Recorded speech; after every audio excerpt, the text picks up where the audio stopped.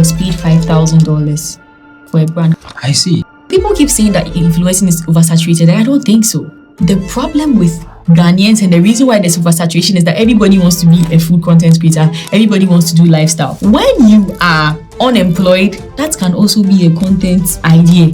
Do you genuinely think influencing is a way that young people can start making money for themselves? It's a good way to make easy money as compared to being a lawyer and having to put articles. So.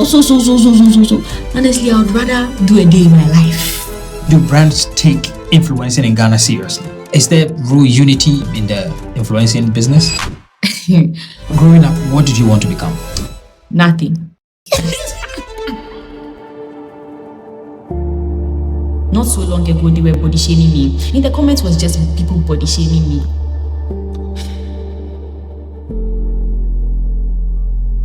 I just have this feeling like that life is a movie and I'm part of the main character, so things will always go well for me. Even if I'm going through the worst things.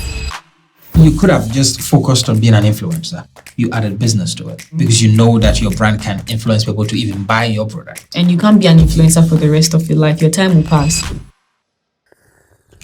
You've got 2 businesses? Yeah. And you use content to push all of them? Yeah. I really want you to tell the young people something that will really empower them. Where did you get the money to start it? Oh, it wasn't hard. All I needed was 50 CDs for that. Yeah. You're welcome to Konnected Minds podcast. My name is Derrick Abaitey. My guest today is Ama Burland, the popular influencer who's using influencing to push her business as well. For me, she's showing a lot of the young girls that you can actually build business on the internet while you're creating content that you love. And this is why she's in the studio today. Stick with me. And if you make it to the end, I'd love to know. If you didn't know that you can listen to Konnected Minds podcast on your phone, yes, you can. Any app you use to listen to music, just search Konnected Minds podcast on Spotify and on Apple, any other platform. Stay with me. You're welcome to my studio, Ama Burland. Thank you. Thank you for having me. I appreciate you having me here, actually. And I appreciate you for coming. I think this is going to be a conversation that my audience will enjoy. But I want to enjoy it more than them. So let's see how this goes. Why should anyone listen to this conversation all the way through to the end? Because I'm here to inspire people with my story. So I know a lot of young girls look up to me and boys as well. So I'm here to try my best to inspire them with my story. Yeah. Well, thank you. I mean, that's what we do here, Konnected Minds podcast. So I'm happy to take all the inspirational aspect of life that you have gone through yourself. Now, I've kind of split this conversation up into 5 parts, right? Okay. And the first part is to get to know you on the pod. And then we'll get through to why you decided to start creating content. And we talk about the business and every other thing we'll go through. So yeah, what's your background? Okay, so my name is Princess. I'm Diya Organics. My name is not Ama. My background. Okay, so my mom is Ga and my dad is Scottish. So a mix. But then I cleaned the Ga more because I've never been to Scotland before. Yeah. And yeah, I went to about 10 junior high schools, but then I completed in Mary Star of the Sea International School. Then I went to St. Joseph Senior High School, then Legon. I studied psychology and information studies. Okay. Yeah. Psychology. Yes, and information studies. And you know, I did use the thing like the psychology for anything, but right now people talk to me a lot, so I feel like I should tap into it because people listen, like talk to me a lot, like they confide in me a lot, and I'm like, why? But I think I have to start like considering using my degree for something. Yes. And when it comes to my mom and dad, I'm an only child, but I have a lot of step siblings who, yeah, we have a great bond. Like I found out that they were my step siblings like in like JHS1 or something like that because of a conversation I overheard. But that's how like close I am with my step siblings. And I wouldn't say step siblings, like they're my siblings, you understand? Yes. And yeah, that's basically my background. Did you ever lived with your father? Yes, when I was very young. Okay. But then he left to the UK, so. Okay. Yeah. So what sort of relationship did you have with them growing up? When I was a kid, I don't really remember that part, but when I see pictures, like we were like this, because I look just like him. So we're like this when I was a kid and everything. But because we didn't grow up together, the relationship I have with my mom is different from what I have with my dad. Like, I respect my dad and everything, but like the jokes I would make with my mom and the way I'll feel free around her is not the same with my dad, because he lived in the UK for a long time. I started coming back to Ghana when I was like older and everything. So it will still not be the same as somebody that I've lived with my whole life growing up, like, and everything. So growing up, who did you live with? Was it your stepfather? No, my mom. I don't have a stepfather. Oh, okay. But you said Siblings. Siblings. So my daddy has children. Right. But you never lived with them. No, my mom has children as well. Okay. I'm the last born. Okay. So I'm a Persian baby. Yes. They met in their late 30s. Like, my mother gave birth to me when she was 37. So like, I'm the last. So they had children before me. So those are the step siblings. But I grew up with my mother's children. Right. Yes. But then like, I'm good with my father's children as well. But I didn't grow up with them because they have a mother as well. Okay. Yes. So, and most of them are not in Ghana. Right. So take me inside the home.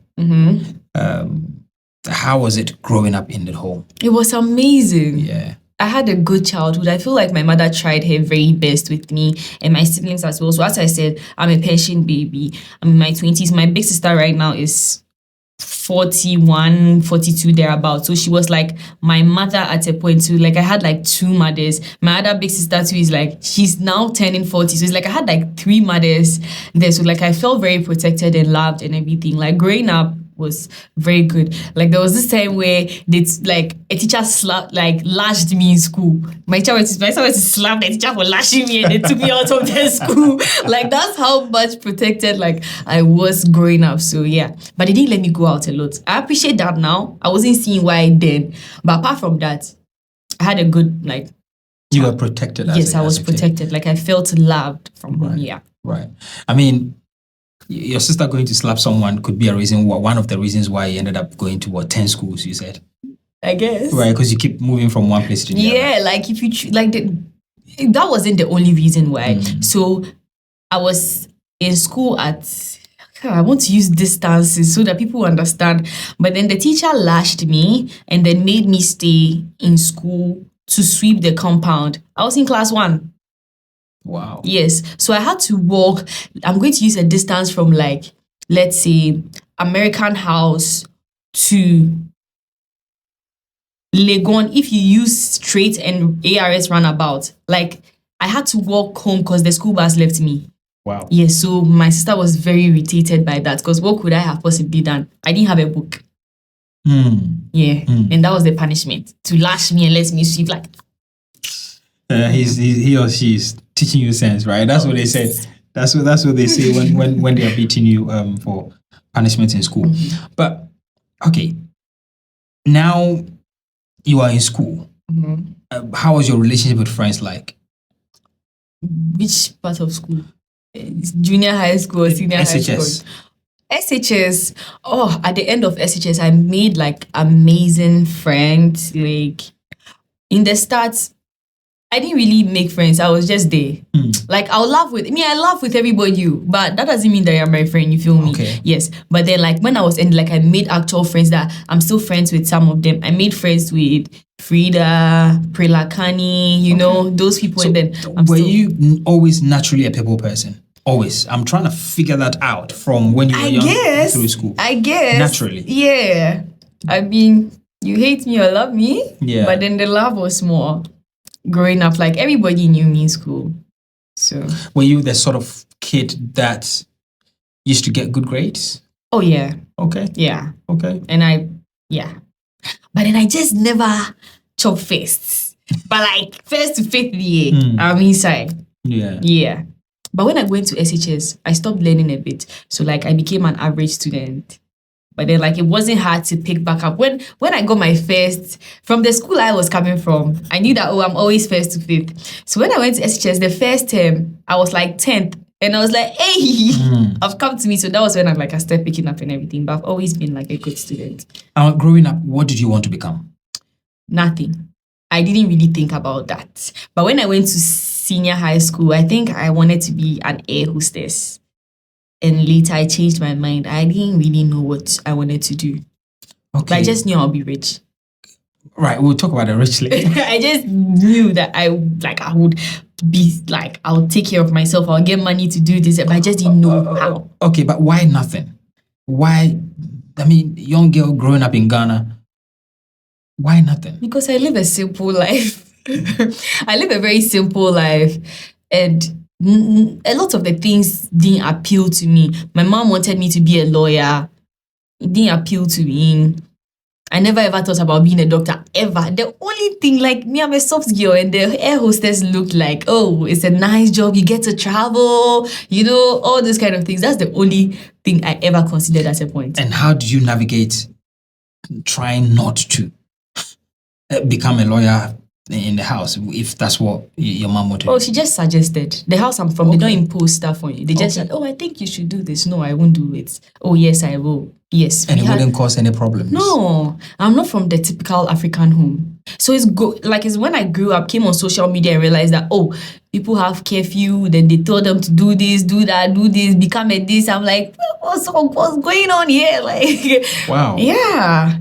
My mother listens. As a kid, you could have conversations with your mom? Yeah. She would have conversations with me. So I'd have any conversation with her. There's no conversation in this world I can't have with my mother.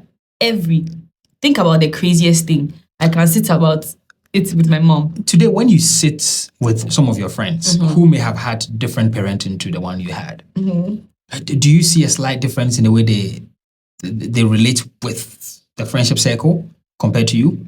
No, I just see their thinking, a difference in their thinking, their way of life and things. Yes, I see that, because this and this and this didn't happen in their house, so that's why this and this is what's happening. Because in my house, you can do this, you see. So I can tell like a difference in personality, a difference in being vocal, sharing their thoughts.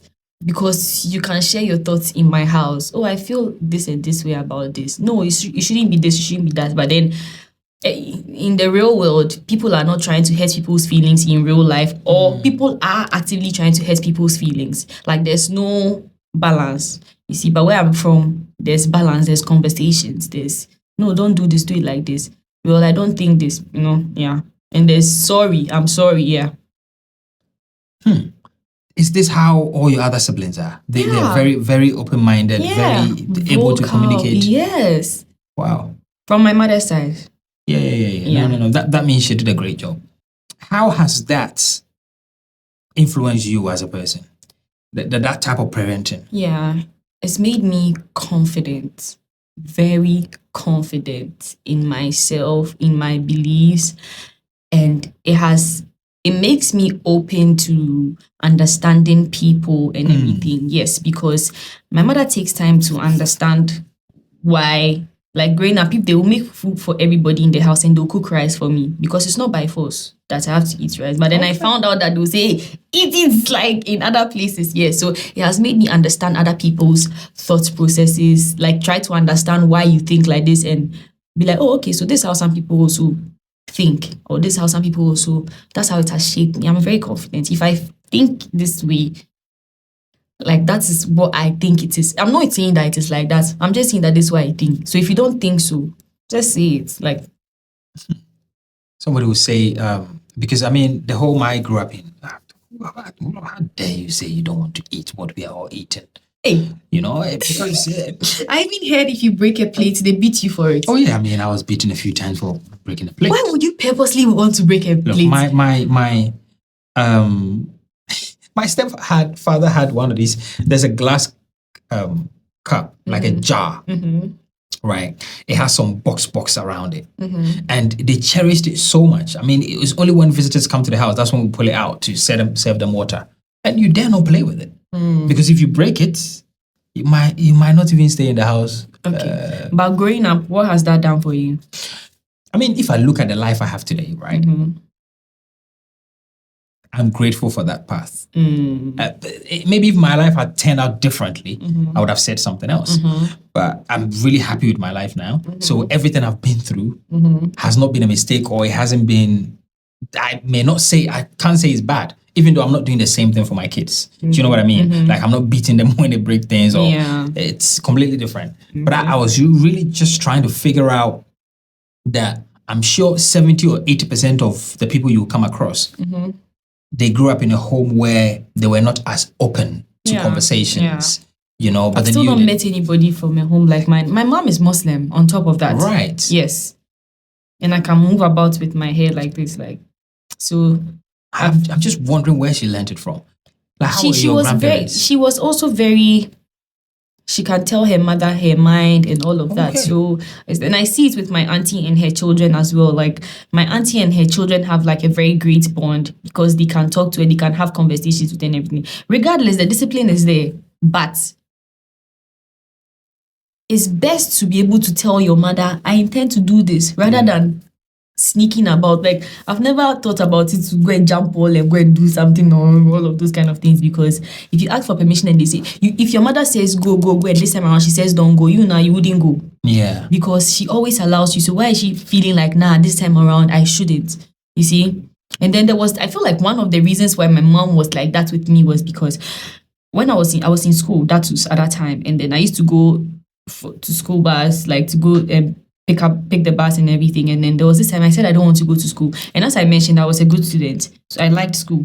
But that day I just didn't want to go to school. And she forced me to go to school. When I went to school, a car knocked me down. I feel like guilt is part of the reasons, yes. When a car knocked me down, the next week, I was already limp pain, my leg was swollen, and hot water was so poured here. So this whole place melted.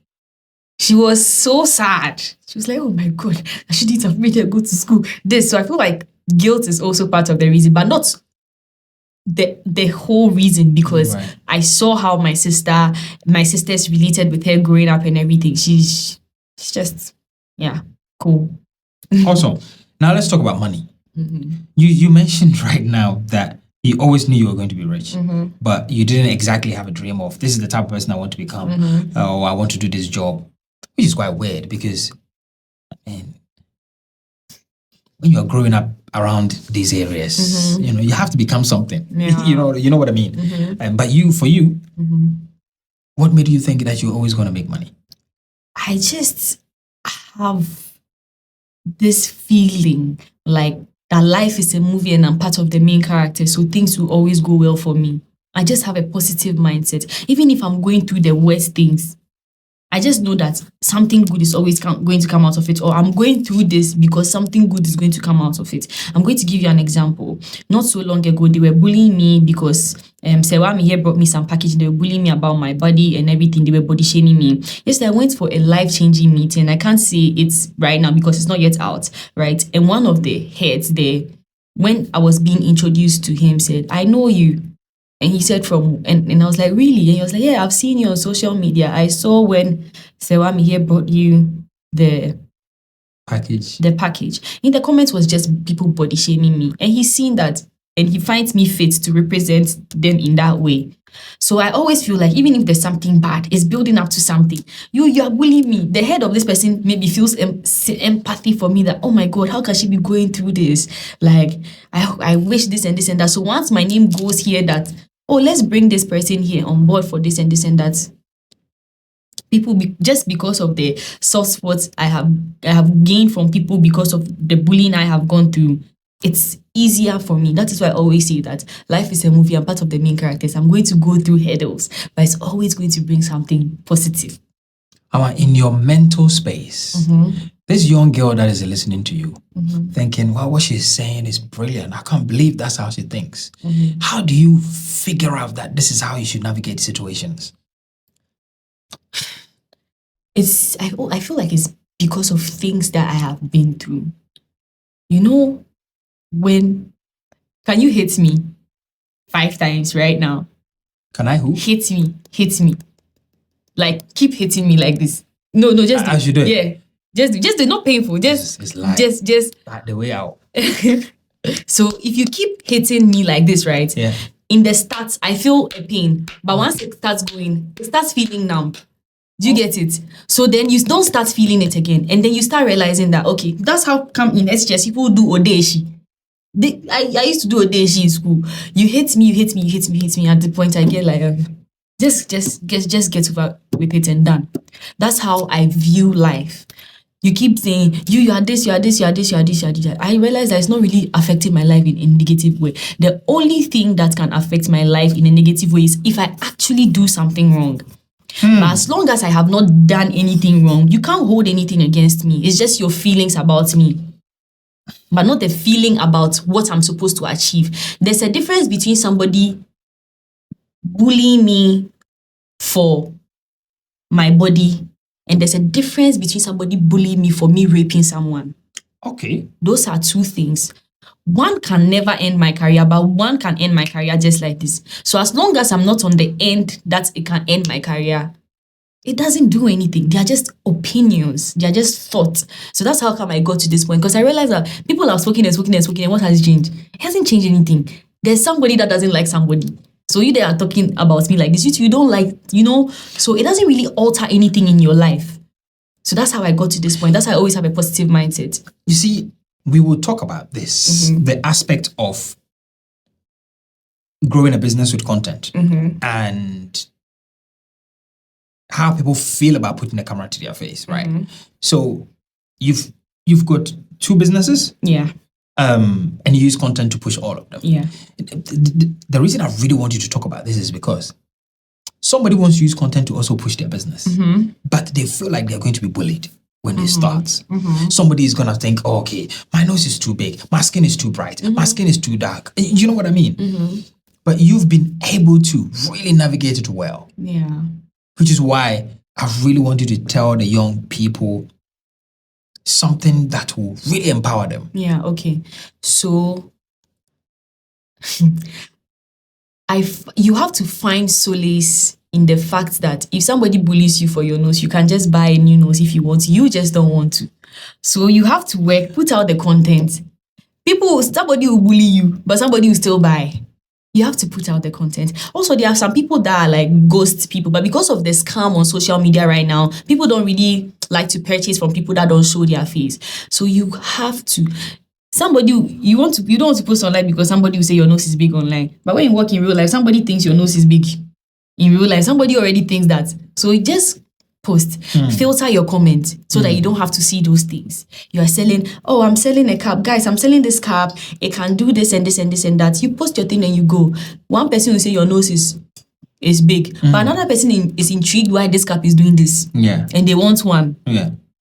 So concentrate on the one that wants the cap. Get your money up. And once you get the money, money really, like people don't understand this, but money really solves a lot of problems. People say money is not everything, and that's true. But money really solves a lot of things. It really alters your perception. Like the thought that you can afford something is like, it gives you solace. There are those times where I used to feel depressed. Nowadays, I've not been feeling depressed in a while because I realized that maybe it's because I couldn't buy this and this and that. And maybe I'll be thinking, then it will just put me in a state. But the fact that you can afford like little things, if you come in, like, just ignore people. Like I know that it will be difficult in the start. It will be difficult in the start. Like just ignore people. It's not easy like that to just ignore people. But then you have to create the content to make the money because it's very important. Money is very, very important. Money puts you in high places. Money makes people give you value. You can go to a restaurant. Somebody will be driving a Corolla S, and you'll be driving G-Wagon. Even Accra Mall here. If you drive your Corolla S, somebody will be driving G-Wagon. You go and look for parking space. They'll say, go to the corner. But with your G-Wagon, they remove the barricade for you. Boss, come and share here. So at which side of life do you want to be? Do you want to be here or do you want to be here? Yeah, so if you have to pass through, nothing is easy. You have to pass through the hurdle and post on social media. These are the obstacles you get as a business owner. People will talk about you. People will say, this girl, she's posting too much. She's doing this, she's doing that. But you have to. If you have goals and you want to accomplish your goals, you have to. And when you become a likable person on social media, people will fight for you. You don't even have to fight your own fight. Yeah. People fight for you. Yeah. Please fight for me. Okay. watch this. A young girl growing up seemed to be in a home that really fosters your growth. You go to senior high school, go through all the school systems, really likable personality. Now, today you're saying that there was a moment where you felt depressed because maybe you didn't have money. I mean, I'm struggling to marry the two of coming from such a home and saying that you didn't have enough money initially. Being laughed from home doesn't mean that you can afford the fanciest stuff in life. When I was in class 6, my mom lost her business. She used to... Let me stop you here for a minute. So if it's your first time watching Konnected Minds, or you have been here before but still have not subscribed, do us a favor, because majority of the people that watch our videos have not subscribed. This doesn't help us grow beyond what we expect. So help us by hitting the subscribe button. Thank you. Now let's get back to the conversation. She used to go to Togo, China and everything. They seized her goods at a point from class when I was in class 6. But I never noticed till I got to SHS because she made sure that she found a way, at least school fees there. She will make sure that I pay. So being able to afford the basics doesn't mean that you can afford the fanciest stuff. My mom sold all her cars. She didn't have a car at some point. So I have enough stability to the basics are done, like my school fees has been paid and my weekly money has been given to me. But is that where I want to be? Like, is that all I want to be? Like, I want to see a nice dress and buy it. I want to see this jewelry and buy it. So because of the opportunities I have had, I don't have to think about paying my school fees. I don't have to think about taking care of my nephews or anything. So that means that I have an advantage in life. Not having all these responsibilities is already an advantage. Yeah. So now with this advantage that I have, what can I make out of it? Yeah. You see, so that's when you start like doing something so that you can build something for your own self, something that you can move from being like the average person. Like if my weekly money is 150 Ghana cedis, somebody's taking 1,000 Ghana cedis. Why can't I also have 1,000 Ghana cedis if I can make it by myself? You see, so yes, I have the basics. They took care of me. They paid my fees and everything. But I don't want to be an average person. I don't want to be just an average person. I want to feel comfortable, you see, I want to also make my own money and for my mother to be proud of me as well, because I was a shy kid at a point, and I don't know, some of my aunties will be saying, this girl, when she goes to school, this, that. So I had people to prove wrong too. Right. Yes. I had people to prove wrong to show Figure it out. Yeah. I figured it out. I have people to prove wrong and then tell them that nah, this is your daughter. So there were people in the family that were not on your side. Yes. But not my nuclear family. Yes. Okay, extended family. Yes. I was trying to figure it out. Yeah, that is it. So it wasn't always, moms wants you to do this. Everybody's supporting you. You didn't always have the support, right? No. There were people outside of the nuclear family that were pointing fingers. I'm not sure about this. She's always on her phone. Why? Why is she always on Snapchat? This is your daughter. Then they'll come. Like my mother traveled at some point, so I had to go and live with a relative. Your daughter is doing this, that. Like every day, mischief. I'm like, what crap? And all I've done is use my phone. Then they'll seize my phone. They'll do this. So I'm glad that because of my phone, you've invited me on the podcast today. Yeah. So maybe I had people to prove wrong as well. Yeah, but at which point did you start feeling I need to make my own money?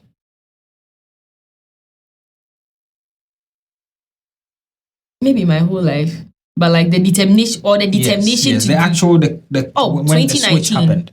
Okay, I went through a scandal. Yes, I went through a scandal. Can I say it? Okay, so like I feel like I've said this everywhere, but a nude video was posted and it was deleted in 5 minutes because it wasn't me. But then they had already posted it. People like gist and everything. It was all over the blog, and I wanted to kill myself. I wrote a suicide note. I was going to kill myself. Then Anaba reached out to me. She reached out to me. She hung out with me the whole day. I came back home. I was like, if Nana doesn't care, even if it was me cry in the video, she doesn't care. What's there to care about? So that time, people were viewing my story. And my sister sells underwears and all of that. So I posted the underwears and yes, she got buyers. That was day 2.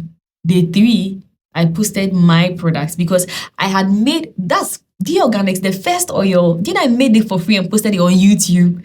Wow. I did the whole process and posted it on YouTube because I didn't intend to sell at that point.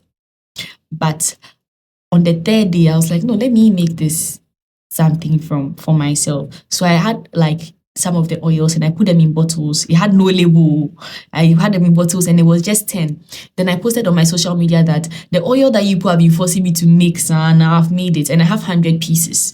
So I need you guys to purchase it and everything. And then the 10 that I had got finished in 30 minutes.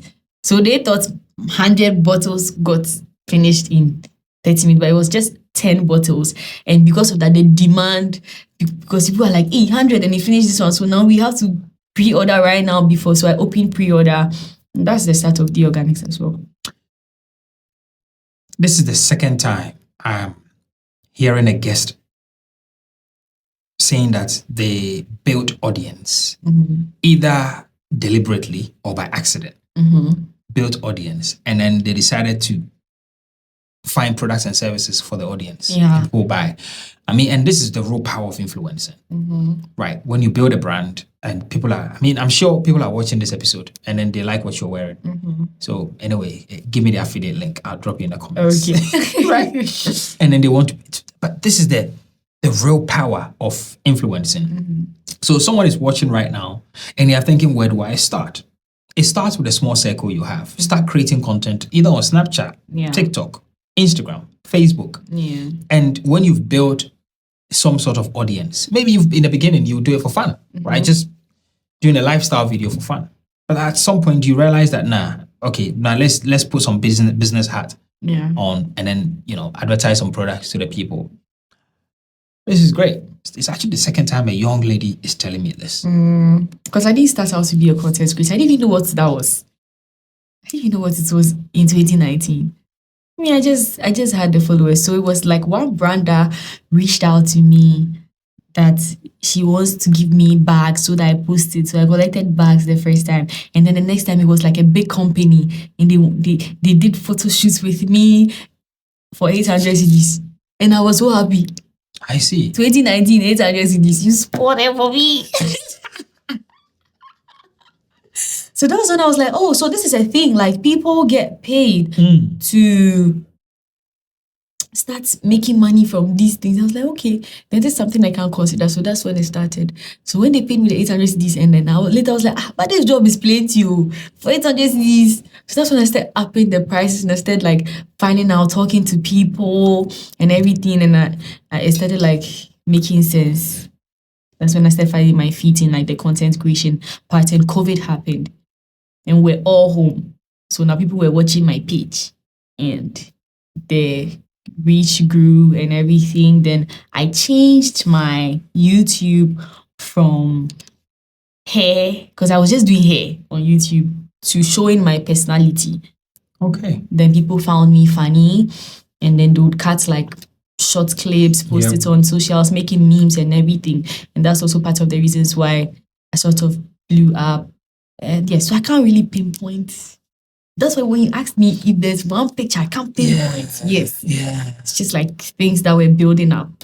But essentially it's been content. Yeah. Right? Yeah. It started off with content. Yes. Well, by accident. Yeah. And then, you put intentionality and started actually doing it to yourself. And this is why content is very powerful.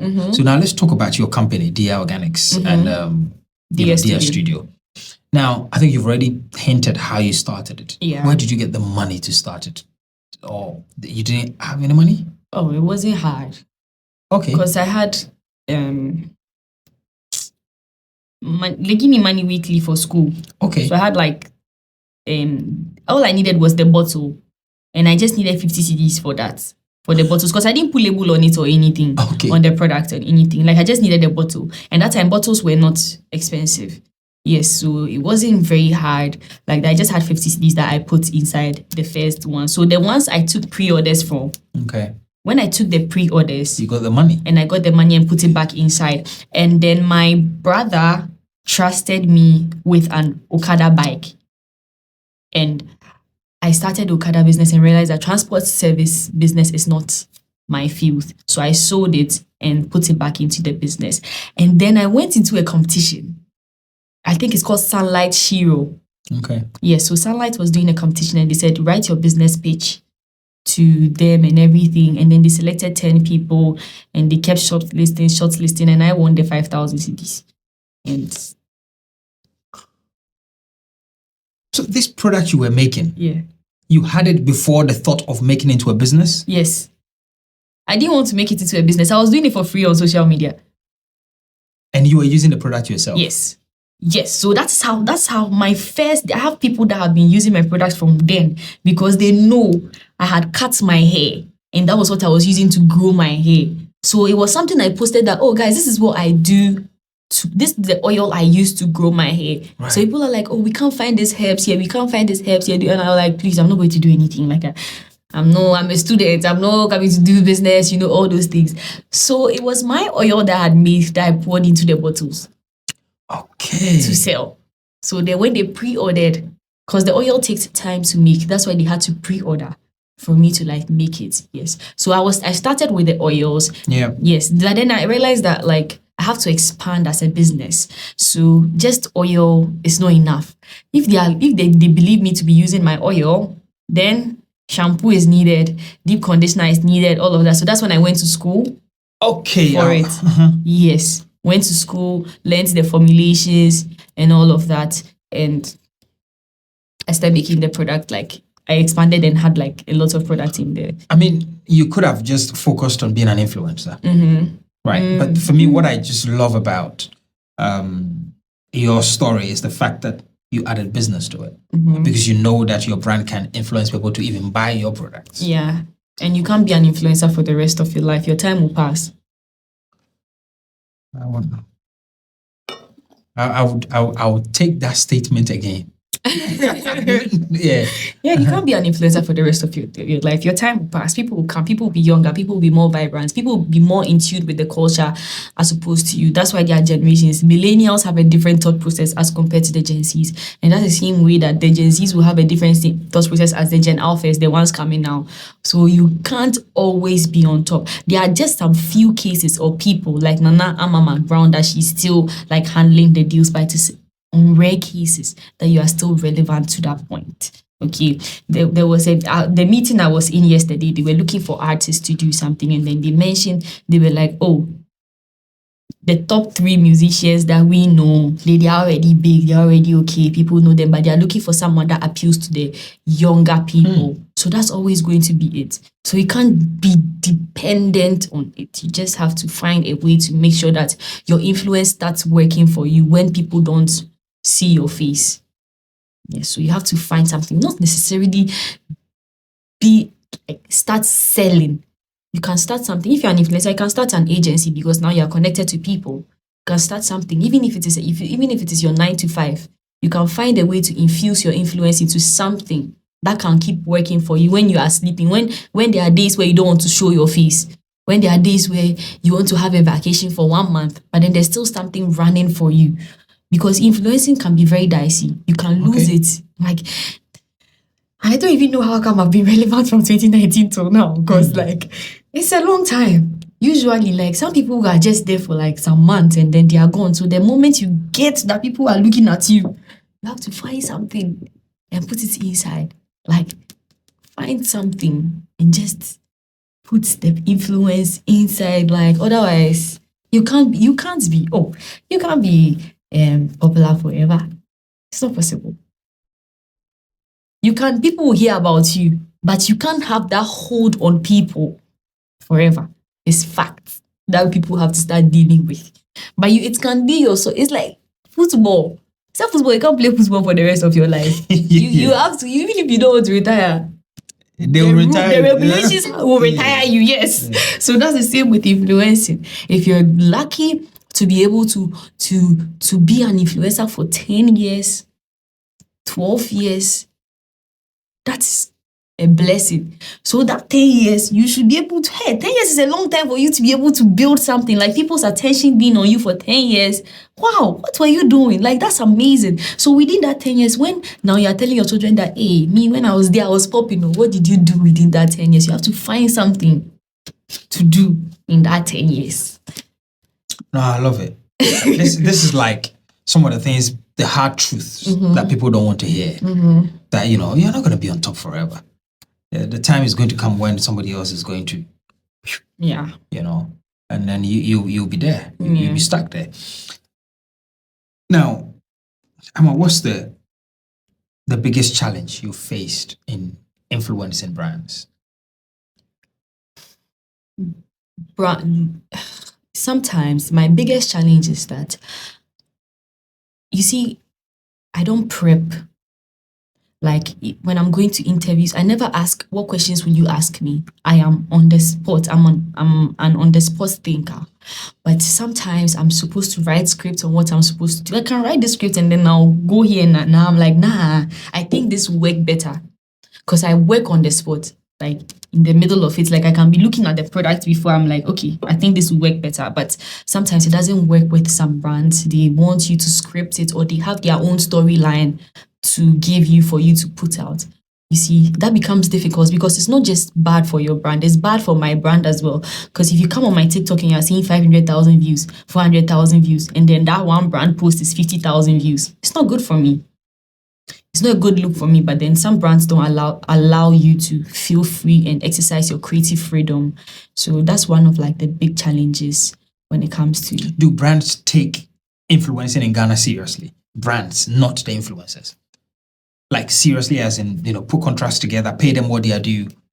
Not every brand, but some brands take brands seriously and some influencers seriously and some brands don't.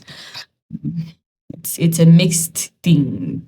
It's like a 50-50, but right now they are starting to take influencers seriously. I think it's better now than when we started in 2019. Yeah. Like brands are starting to understand the power that social media has as compared to traditional media. So they are starting to pay people their worth. So right now it all boils down to influencers, because one influencer will say, this one I'm taking 10,000. Another one will say, oh yeah, you can give me the 5K like that. You see? Okay. So then you ruin stuff and it's like, oh, if this person is taking this, why am I paying you this? You get it? This reminds me of the type of work Shatta had to do to fight for musicians in the country, fight for what they deserve, show money and all of that. And now, artists are really enjoying. Yeah. I heard Abeku Santana was saying this as well on TV station, but when he started, we didn't understand him. Is there real unity in the influencing business? Unity. That is a very subjective word when it comes to your place of work. What is unity in this context? Okay. It depends on that. What is unity in this context? Is it that are they friends or are they sharing opinions? Yep. And then do they work together to demand, fair pay? That no.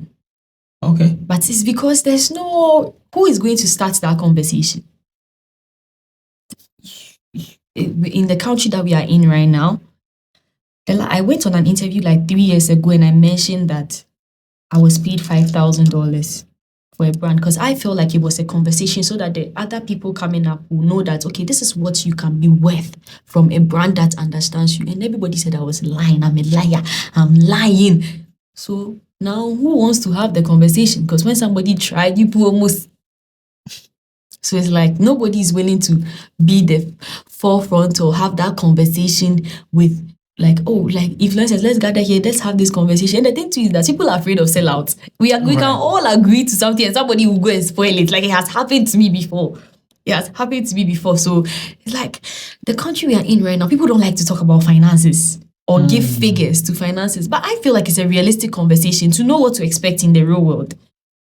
Like if I am supposed to be a banker, how much am I supposed to expect? But everybody is hiding their salary. But I get it too because there are people who pocket watch. But then if we had honest conversations about money with figures, not net worth, your net worth, like if I post 4 posts, how much, if I have 500,000 Right. followers, how much is a good amount? Like a range. A even. range, Yeah. yes. It's a good conversation so that people will know what to expect and everything. But nobody's willing to have that kind of conversation. Where you live in a country where unemployment is really high. Do you genuinely think that influencing is a way that young people can start making money for themselves? Yeah. If you do it well, if you do it wisely, if you position yourself well and brand yourself well, you can make a lot of money from it. I don't know. People keep saying that influencing is oversaturated, and I don't think so. Okay. Anybody can be an influencer. Look at the number of lawyers that complete doing this. There are a lot. Doctors, plenty. So why is influencing oversaturated? The brands will know who they want to pick. Everybody should post. The brands now, when they come, they'll see who they want. And as I said earlier on, that some things are great. If this is your field, you will shine regardless of whoever is around. So I don't think there's oversaturation in. It's a good way to make money. Like easy money. No, not easy, but like easy money as compared to being a lawyer and having to put articles. So. Honestly, I would rather do a day in my life. I'd rather that. You see, so it's a way of making easy money as compared to what you can meet from the real world. In the real world, like putting out content, you can never compare that to being a cleaner. You can't compare that to being a plumber. You can't compare that to, like there are more difficult jobs than creating content. So when you're a content creator, it usually comes to you naturally. But being a plumber, you have to go through a lot. skills. And yes, Right. You see, so it's easier as compared to something. So if you feel like you can do it, just put your work out there. I mean, what's even more beautiful is that once you've built the brand, you can build a business behind it. Yeah, behind it. Right. So now you don't have to be dependent on brands, because there are days where a home and you also not get a gig. I see. It's possible. Unless you are like, you have like brand ambassadorial deals, and that doesn't come easily. I started in 2019, and it is last year I started getting brand ambassadorial deals, brands that want to work with me for a year. So you have to work your way up for the brands to see that, okay, I want to retain you for 1 year. Because 1 year, money is not easy. So they want to see why they should keep you for 1 year, why you'll be valuable to them for the next 1 year, because attention span. So you have to work your way. You don't just stand up and then tomorrow now they'll pick you. No. So there are months where you will not see any money. In fact, 3 months, you may not see money. Yeah. Right? I see. Oh yeah. But I mean, instead of staying at home after university and just waiting for you to be employed, Yes. I mean, you can create content. You can create content, Yeah. right? Because you could end up staying at home for 5 years, still no job. Yes. And even that one, you see, the problem with Ghanaians and the reason why there's oversaturation is that everybody wants to be a food content creator. Everybody wants to do lifestyle. When you are unemployed after university, that can also be a content idea. Struggles of this, what I did from school, like there's so many content ideas you can come up with your situation that you don't have to. You are struggling, you don't have a job. You can talk about how you've not got a job and everything, but you'd rather wake up and fry egg for us to see. Everybody knows how to fry egg. Everybody knows how to, do these kind of things. So you just have to find that content that will make you stand out.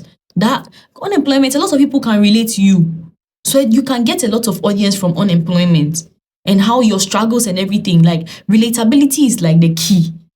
To getting on top. You have to be relatable to somebody, at least a group of people. Because if you're not relatable to anybody, who is coming on your page to watch you? If, let's say, I'm cooking food, Chef Abis is cooking food, the people who can't cook come to a page because they want to learn how to cook from her page, right? Now, if we talk about Konnected Minds right now, if somebody wants to understand business, they'll come here. So everything, whatever content you are doing, you have to be relatable. But if every day you are waking up in the morning to do this and sweep and this, there's so many people that have done that. So what's special about you? See, what's special about you that you can build an audience and later put it into business? You see, and whatever content, having an audience is different from having a cult. Okay, talk to me. Yes, what's the difference? Some audience, they are just sitting there watching you. A cult is people that, me, I'm part of Sack Nation cult. if Sarkodie's shoe, that FTY shoe, they were selling it, I would have bought it because of Sarkodie. That is a cause. That is people that you know that they are always going to buy something just because you held it or something. So you have to find a way to build that type of people. That is how you can move them from here to your own brand, to your own business.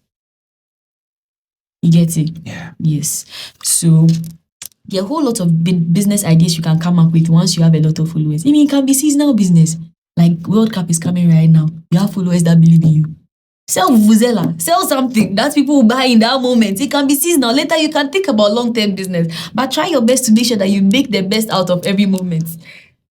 So that when it pass, you know that at least you did something. For somebody who has come from creating content, essentially stumbled upon business as luck, if you think about it. In terms of the real structures of a business, the way you run a business is different from how you create content. Oh, okay. Yeah. Right. Yeah. So how are you running the business? So my business, I am the founder and content creator. Okay. I've delegated. I know my stronghold. I know so when it comes to finances, I have a relationships manager. When it comes to social media, I have somebody. When it comes to receptionists at the shop, I have somebody. When it comes to somebody that replies to messages, I have somebody, because me, I can't come and reply messages, okay? So I know my strength and what I can do. My strength is to look like the ambassador of the brand. Although I'm the founder, I'm still the ambassador of the brand. There are people that they are good at each of the positions. So I've hired them to take care of that part. At the end of the day, we have conversations. Oh, this and this and this and that. I think this and this and this and that.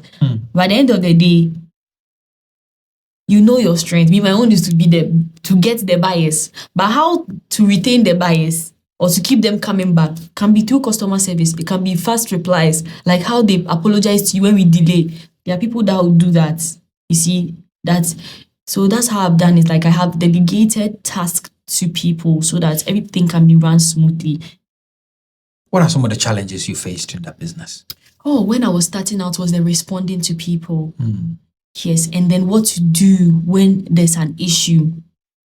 Like there's a delay in delivery, because sometimes it's not me. Sometimes the delivery service, they can keep the package. Yeah, sometimes it can be me because maybe I missed an order or something. But I never started as the average business person. I started with plenty orders. You see, you know that there are some business people that started with selling just 1 a day and 2 a day, and God willing, their business blew up in some years' time and everything. For 2 years in my business, I was not making any money. Exactly. 2 years. So I feel like you people can navigate more than like me at that point, because you see, you took time to build your structure, to understand yourself, to understand your flaws. It's like being popular. You know, some people just become popular, boom, like that, and now they don't know what to do with themselves. Okay. Yes, so that's what the business do. It came boom like this, like, now me, how do I tell this person, I'm sorry that, what, like, you know, like, it was hard for me. It was so hard for me. And my worry every time was, oh God, I hope the way I spoke to this person will come back again. I hope this live guy will kill me, or this, like, like I was all over the place, because I never started with one order. Now you know that, okay, if I package it, if it's just one order and this delivery service disappoints you, you know not to go there again. Now me, I'm sending you 100 order the first time. No, where is my left and right? Like, now you've embarrassed me 20 people straight. I have to beg 20 people. Like, it was too much. It was too much for me. In the early days was when I hired somebody to start responding to me, to my messages on Instagram. Like early, like 1 year into the business, I was like, no, I'm done. It's either I stop this, or like I stop this business. Because I did a little bit of skincare at a point, because I used to do my own skincare product, right? And then it was African black soap. Now, African black soap, when you use it on your face, you don't leave it on your face for 15 minutes. It will burn you. Okay. Yes, you need to use to wash your face in a circular motion for 1 minute. And that's what I was doing. And then I sold it to somebody, and the person said, hi, your product has burnt my skin. I left it for 15 minutes. I was like, you left the product for 15 minutes. Business shut down.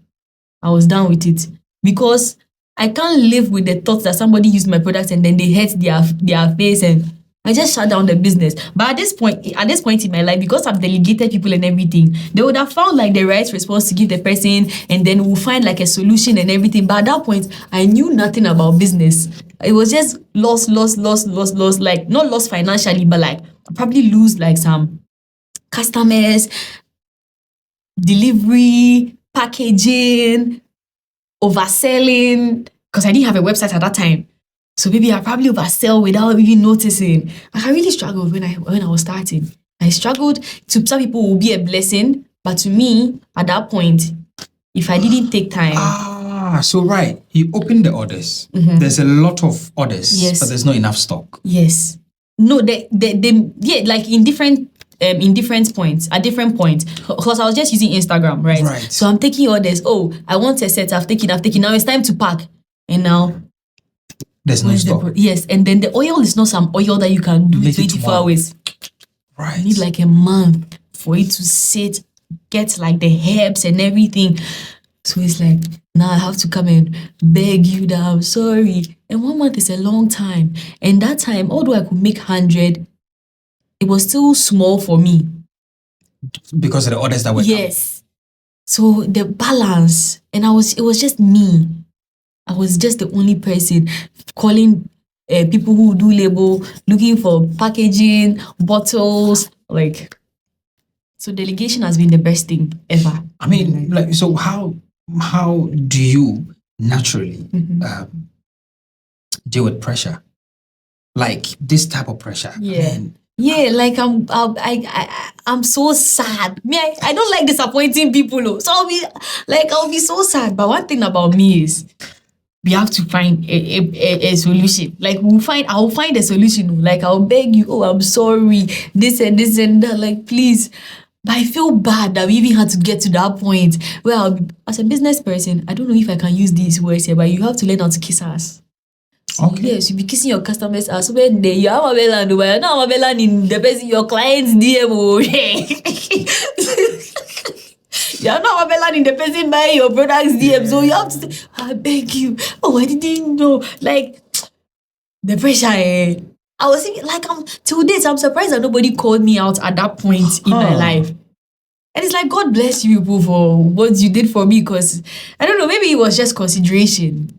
It was consideration that I'm not a scam. If anything, I'm still not a scam. So they know they'll receive it. It will keep long, but they will still receive it. So I think it's showing my face and people knowing the face behind the person, that there's no way this person will scam is. You see? And the trust I had built with my followers as like this already before. So it's like, there's no way she will scam us. So that was what helped me. Did you not think of giving up? I said I closed down my skincare business. I thought about it and did some. But later I was like, nah, let me relax. But this thing is getting me good money. I was in uni. And the thought of me being able to afford certain things kept the motivation there that we have to do this. So the time that when I was able to sort out everybody's orders, that was when I took time to go to school as well. So when I went to school and I asked that, oh, where do you buy these bottles? Where do you do this label? Where do you do this? Where do you do that? So then I started like paying for all these things for it to come, for me to see that. I don't go and collect a client's money and say, oh, it's coming next week. I stop pre-order. No, the item has to be here. Then I'll tell you that it's here now, so count for it. Because you don't know which supplier will embarrass you. Because some of the things too are coming from abroad and all of that. So that's how come I stayed like. So it got better. Then I hired somebody to be replying to my Instagram DM. So even if there's pressure, I don't see the pressure again. You are handling the pressure. So to me, we are all good. Maybe you give me a report at the end of the weekend. I'll be like, oh, so this is what you went through. Oh, sorry. But I don't really work well under pressure. I would give up. So that's when I decided I hired somebody. And then she was replying to the messages and all of that. And I started focusing on production and school and everything. And then things started like going smoothly for me. You're a very interesting business person in the sense that a lot of the people I've spoken with who run businesses, they pressure is what moves them. They Right? know. Because it's it's inevitable that if you're running the business, there will be pressure. Yeah. Right? Yeah. But you seem to be on the other side. Yeah. Like everything you're doing is just very seamless. Yes. Let me stop you here for a minute. So if it's your first time watching Konnected Minds, or you have been here before but still have not subscribed, do us a favor, because majority of the people that watch our videos have not subscribed. This doesn't help us grow beyond what we expect. So help us by hitting the subscribe button.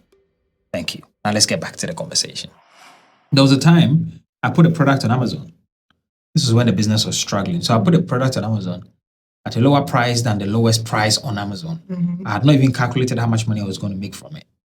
I came back on Monday and we had over 200 orders. The Amazon account got cancelled anyway because I could not meet the demand. Very similar thing. The stock was not in. People were not even bringing me the stock. And I didn't even have enough money to go and buy because it was terrible. Yeah. And I lost the account. Yeah. Yeah. But the thought never came in to give up, ever. I mean, I've done several businesses, well over 10 businesses. Some of them failed. The thought never comes in to give up. To give, yeah. It's a good thing. Like it's always, yeah, well, I mean, how else am I going to survive? I have to do business kind of thing. Me too, my own is I'm going to provide.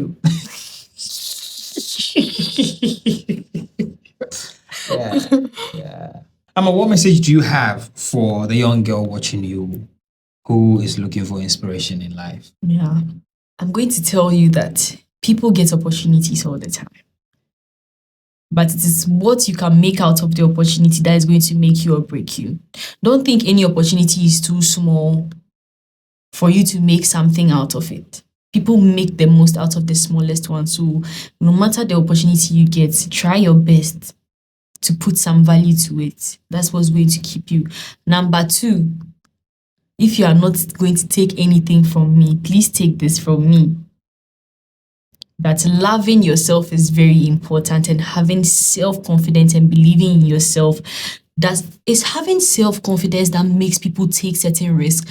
That everybody is selling clothes. Me, I'll sell clothes and people buy my own. Why do you think? It's because of your confidence and your belief in yourself that make you feel like people have been selling clothes, so you are now coming to start your own. But you start your own and people will sell it. So always, and it's okay to fail.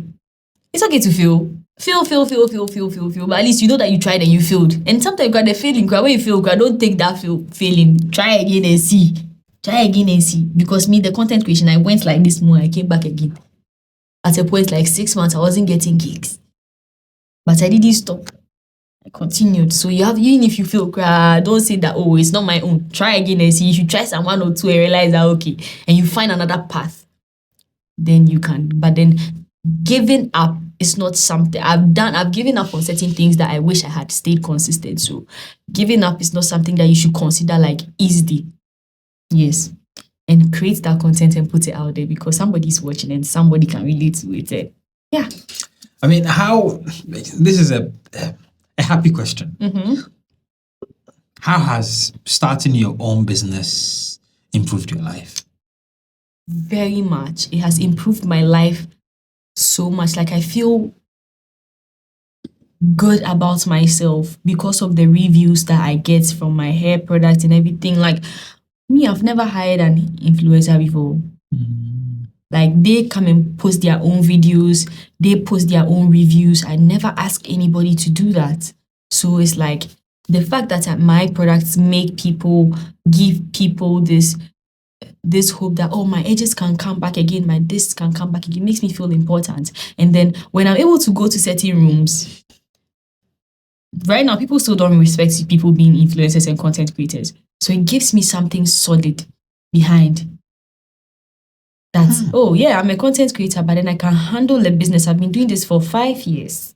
So I can handle a business. It will go left, right, but it will still stand.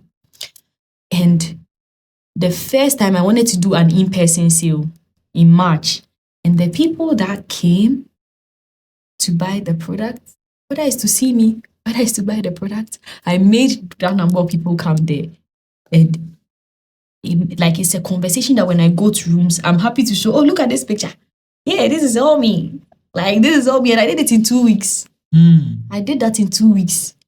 So having a business makes me feel good. Like you and Kasa, you feel a sense of belonging, a thriving business that you put this and this and this and this together, and you're able to come to this, and you're able to make this.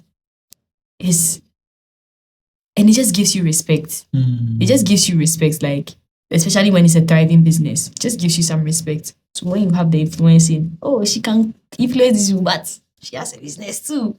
So how about your finances? It's changed. Now you're happier, you can buy the things you want. I have a Stanbic Black card. They give me a private banking card. Yeah, I can buy like the things I want, but I've still not bought the GLE. Bye. It will happen. It will happen, yeah. But yeah, like the basics. I don't like. I can buy like the basics that I need. Yeah. I'm happy for you. I'm happy for me. Happy for you. Okay, great. Is there anything we could have spoken about that we haven't? You. Yeah. Why did you pick me to come on the podcast? What makes you select your audience? Okay, so the name Ama Burland came up. It came up last year. I got a message from my boys. We need to get Ama Burland on the show. And then the name came up again this year. And as soon as I got the message, and I said, I've been seeing that she has some business. I think this is the time. I mean, look, 2026, our plan is to interview more ladies to empower young girls as well. Because we've done 2 years, and the 2 years we've spoken to a lot of men. Now I want to do women more. So I said, yes, I'd love to speak to her. So that's why. And I have 2 more questions, but I'm going to put it in one. One, why did you start Konnected Mind podcast? And wait, two. What is the goal for this podcast? Yes. 2 questions. Yeah. So, listeners and viewers, now I'm no longer interviewing her. She's interviewing me. All right. Why did I start Konnected Mind podcast? Information has changed my life. Mentorship has changed my life. Being different has changed my life. So when I came to Ghana 6 years ago, I realized that a lot of people don't have the right information. In fact, when I came, the second car I bought in Ghana was a Range Rover. And there was a day I was driving the car, and then this guy walked past me and said, "When I seek a drop, we will do some." And I turned around and I said, "What did you say?" And he repeated, and I said, "You can go and try." I had some neighbors in my neighborhood who were not sure about me, were not sure about how I'm making my money. And anytime young people would come to me, not very bold, it bothered me. And I said, I'm going to bring this podcast back. Because I had started in 2017, 18 in London, and I stopped. So I brought it back to give people hope that there are people who are doing legit business that they can learn from. And then also the information, how do we do this? Look, lives are changing now. People did not even understand how to buy stocks, where to go to. They didn't have very simple information about business. But simply by doing this, people have the information today. And I'm so happy about that. So that's why I started Konnected Minds. It's something I love. I love to teach. I love to when I learn something, I'm excited to come and teach it. So doing this and interviewing people like yourself, and people like yourself being available to have conversations with me, it sends hope down the spines of young people. Yeah. Yeah. And then the second one, the goal. What's the goal for the podcast? Yeah. Okay. If I say the goal for the podcast, somebody might go and do it, but I'll try. Yeah. There's a bigger plan for this. And the bigger plan is really to invest in businesses. Oh, okay. So I've had guests who've sat here and we've had conversations after, right? The other plan as well is to really build. I mean, this year we've done it. We just set up Connected House. Okay. So Connected House This is the first time I'm actually saying some of these things. And you ask. So Connected House owns Konnected Minds. Okay. We have another podcast coming up Okay. as well. I'm not going to be the host. So we've signed somebody else under a new podcast. We also have a product called Tribe. And then we have the Connected Minds Live, Connected Academy. So we have products under the brand. That's really the big, but we have events as well that we do. And then it's all empowerment. Okay. Right? Okay. I do mentorship. I do coaching. So basically, if somebody needs guidance on business, on how to direct their life, it is no, not Derrick, Connected House. I love it. Yes, it's Connected House. I love that. Oh, that's nice. Yeah, call me if anything. So that's the plan, and I have some young girls who may want to learn from you. Okay. So I'm going to contact you, okay, and we'll have some conversations if you're happy helping some of these young girls, pick themselves up, and because there's a real struggle here. Yeah. If we have 10 people every year set up businesses simply by listening to you speak, in the next 50 years, Ghana will be better. Because the government can't do the job. Yeah. We need individual people to build businesses and employ people. Yeah. Do you know what my plan is? My topmost goal is this year. Last year I was giving out sanitary pads and things to people, and people actually contributed to it.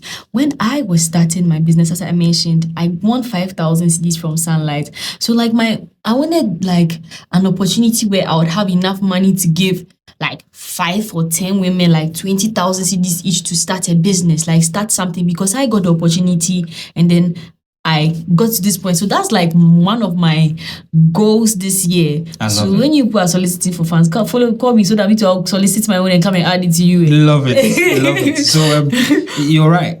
When we started Active Pharmacy in the UK, we had 3 people that paid into the business to support us, and that helped us a lot. So this year at our masterclass, we gave out $2,000, $1,000 each. That's a good push right now. To people. Some people have the idea.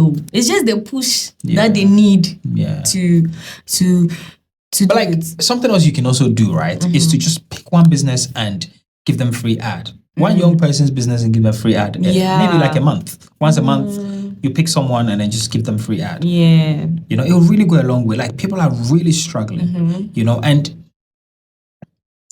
boys are struggling, girls are struggling, right? But how a lot of young girls get the money. They are seeing people like yourself and they don't really know what you do. They don't really understand it. The and dynamics. They are going to men. You know what I mean? Yeah. So for me, it's a huge problem. I also feel like people like to take the credit for everything. Okay. Me saying that I delegate, so I have people helping me.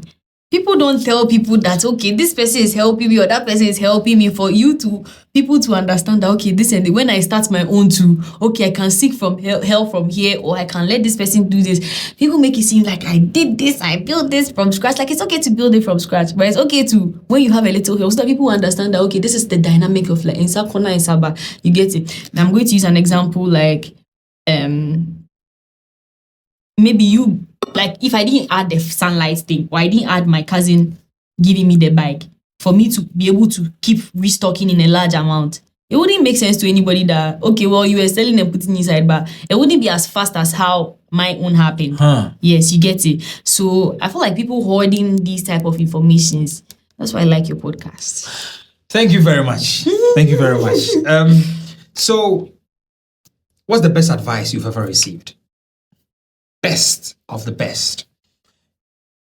Heard, you've applied. Yeah. I feel like everybody knows this, but it's not the best advice on this podcast. Okay. What is it? I believe in enjoying life in the moment. Yeah. Oh, no. If you have like sometimes, so let me tell you something. I said this last time. I don't think that the idea of waiting till you can afford something 3 times before you buy it is a wise thing. That is what people say a lot. But let's say you want to buy a CRV. It's for 50,000 CDs, right? So times 3 is how much? Now the big and I'll be just 1 point something million. So I feel like having 450,000 CDs plus, let's say 350,000, it's okay for you. Like you relax. Once you have your CRB, now you can even save your Uber fare and all these type of things, so that you can wake and increase the money to the 1 million. But sometimes waiting till you can afford times 3 of something, just relax. Tomorrow, I don't know, you can even die tomorrow. But let me not come and infiltrate your people. But that's a very interesting thing. It's something I say actually as well.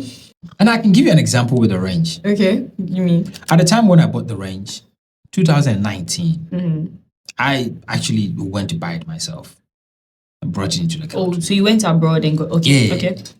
I tell you what, around the same time, I knew 2 acquaintances who owned the same car. Within a year, they could not maintain it. It's gone. It's gone. Sometimes I have to, change a turbo. £30,000 because I have to bring it in. And I do it myself. If you don't have the money, how do you maintain a car? This is why I'm saying that. This is why the advice.